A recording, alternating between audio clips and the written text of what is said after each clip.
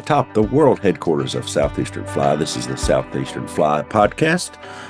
Thanks for stopping by for episode 112. Go call this one Saltwater Trippin. Hit the like, click the follow, so you'll be the first to know when an episode drops. Sign up for the newsletter. Got some big news there today. As you know, we are giving away a gift certificate for a free TFO fly rod in just a few minutes. Actually, we've been talking about that for a while. And it's for any rod that's in their line, and we're going to send it right straight on to someone's house, which I find that's a good thing. So anyway, did some things here, and I'm just going to click a button up here. I've got a Excel sheet randomized, hit the randomize, and I've got a box lit up. So we're just going to do that, see who it is that wins that new TFO fly rod. So yep, that's a good thing. You know what? Let's just do it right now. Then we'll get on to saltwater fishing. So here we go. 3, 2, 1, boom. And the winner is Connor Baker. RC Baker 808 Connor Baker. You are the winner of a brand new TFO fly rod. Congratulations for all y'all that signed up and were in the drawing. So if you were signed up, it's the 10th today. So if you were signed up before today or before we started this show, then you were entered in the contest. So RC Baker 808, you are the winner. But stay tuned. We've got some more stuff coming up sooner rather than later. There's going to be some gift certificates. There's going to be some coupons, if you will. We've got a coupon in there in the newsletter for 15% off at Free Fly, only because I like Free Fly. I like their stuff. And I think you probably heard that last time that we were on the podcast here talking of how that all came about. If not, open the newsletter and read it, and from the last episode, and you'll find out pretty quick how that all came about, which was pretty cool. Good folks there. So let's talk about saltwater tripping. So Greg and I took a trip to the salt. I guess it's been 3 or 4 weeks now. And first of all, traveling with Greg, my buddy, everybody's got their friends that they like to travel with. I like traveling with Greg because he no drama, always willing to help with things, and just a good dude all the way around. I've traveled with him several times, fished with him a whole bunch. I was there on one of his first he took his first guided trip with me and his daughter. They took it probably back about 6 or 8 years ago, something like that. Anyway, it's always good to have at least one friend go with you, but you don't always have to. But I enjoy company, and he had been down before. Greg had been down before to where we were going. We were headed down to Dauphin Island to do some saltwater fishing down there. Another reason why it's good to have a friend is because a lot of times your friend might have a more expensive fly rod than you do that you want to use. And Greg took his rods, which are his saltwater rigs are super nice. Great reels, great rods. Our guide, Ben, had pretty much everything we needed. But we never even raised up the lid to get in the box there to use his stuff. So Greg just took his, and that way all I had to do was figure out how to pack, what to pack in my bags. I took a waterproof backpack with all my boat stuff in it that I would need, extra. It's supposed to rain, so we had some rain gear, hats. I don't think I even took a fly. I don't even think I took one fly. I took nothing except for creature comforts, some food, stuff like that. Dew wipes, got to have that. Took that kind of stuff, and then put the rest in my rolling duffel. That was it for me. Had 2 bags. We were just going to fish one day. It's going to be a hit and run down and back, travel one day, fish one day, come back one day.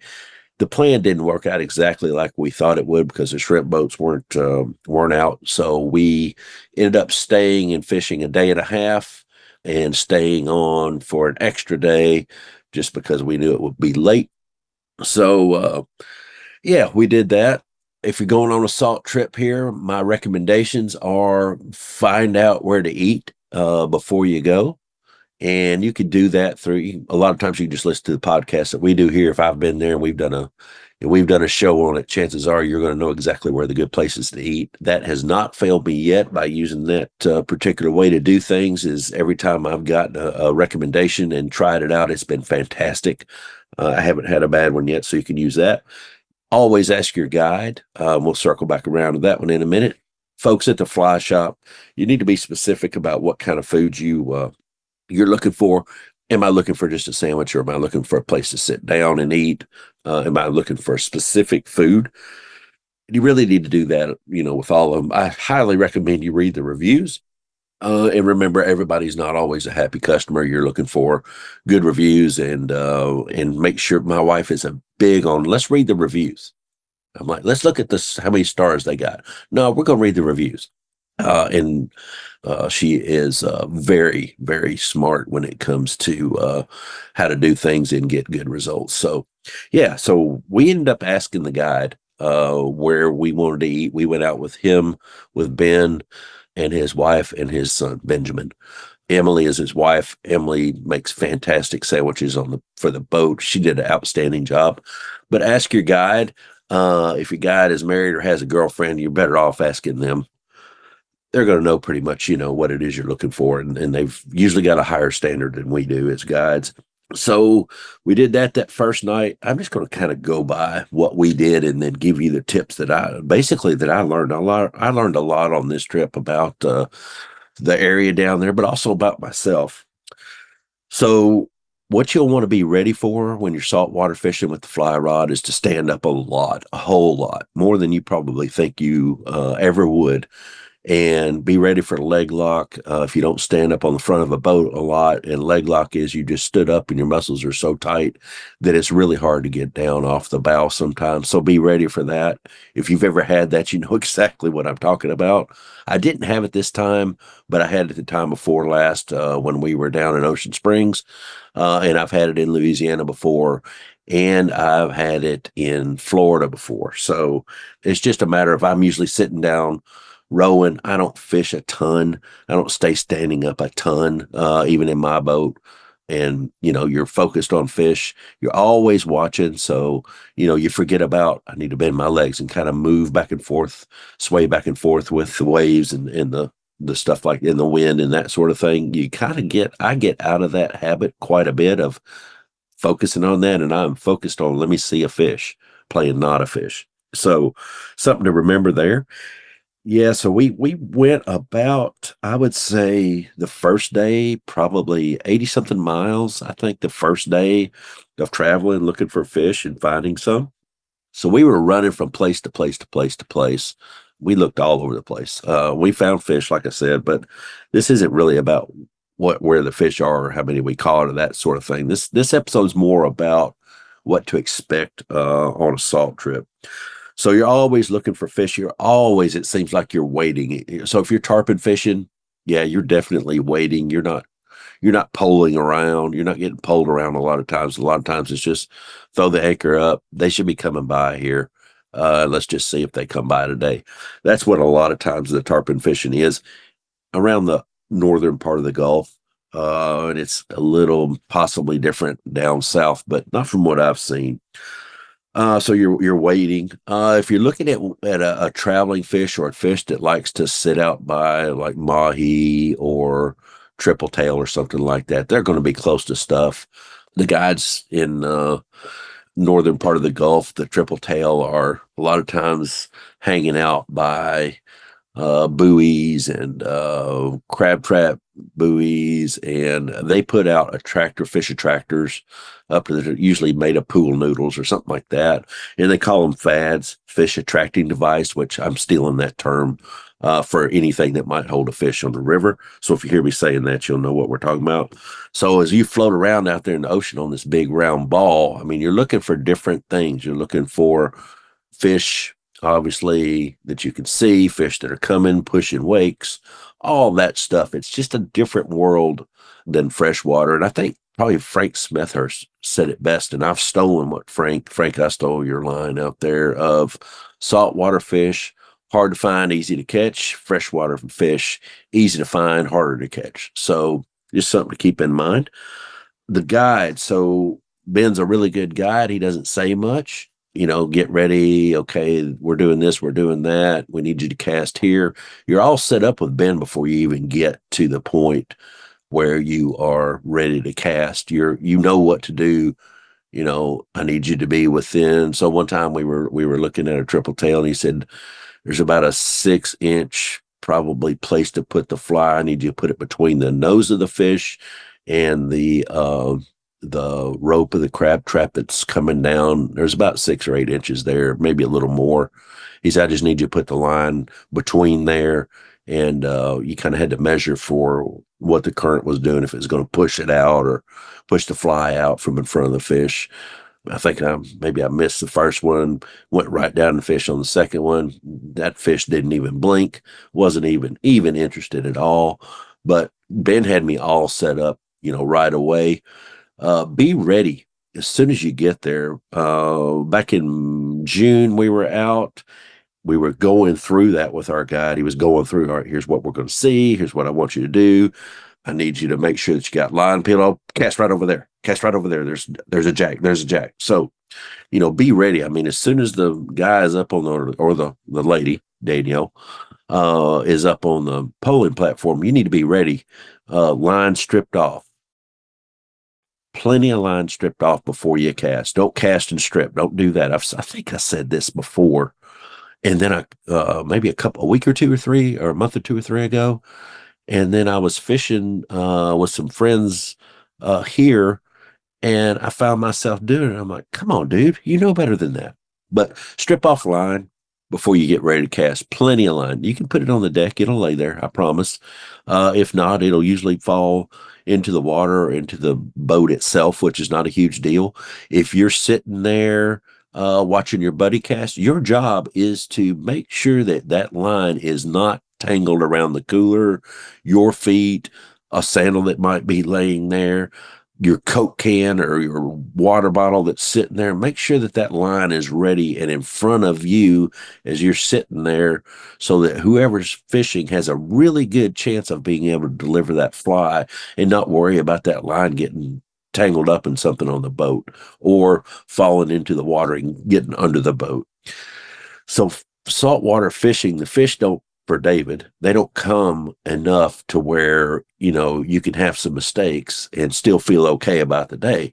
If you've got like 8 shots and 2 of them are your line's tangled up or, something like that, then that narrows it way, way down.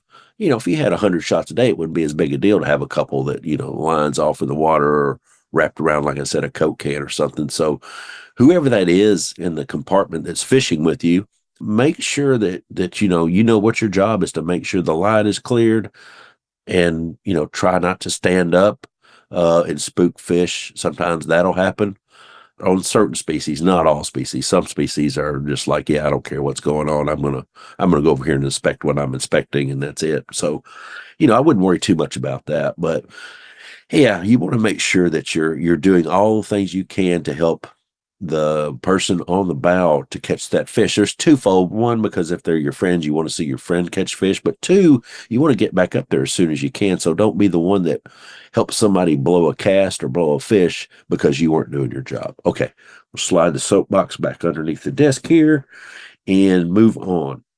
So listening to the guide, you probably hear Sage the Wonder Golden out there barking, but she's saving us from probably the UPS dude bringing me some more fly line, trying out some new fly line, some Royal Wolf fly line this week, and it's supposed to be here just shortly today. So we'll see how it works tomorrow whenever I get on the boat.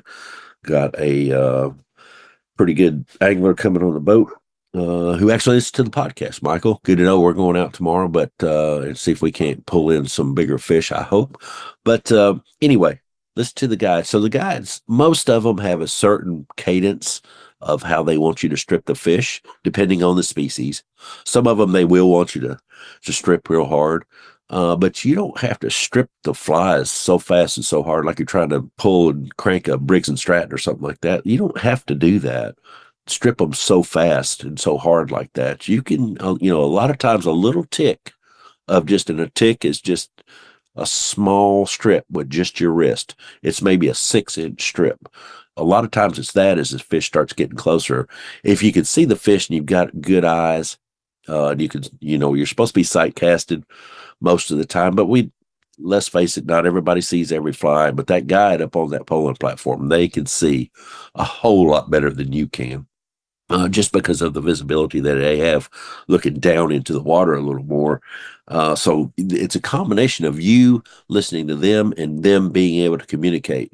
So, communication is key. I've always said that. I like for somebody to kind of calm down a little bit when they're guiding me. That calms me down a little bit and allows me to focus more on them.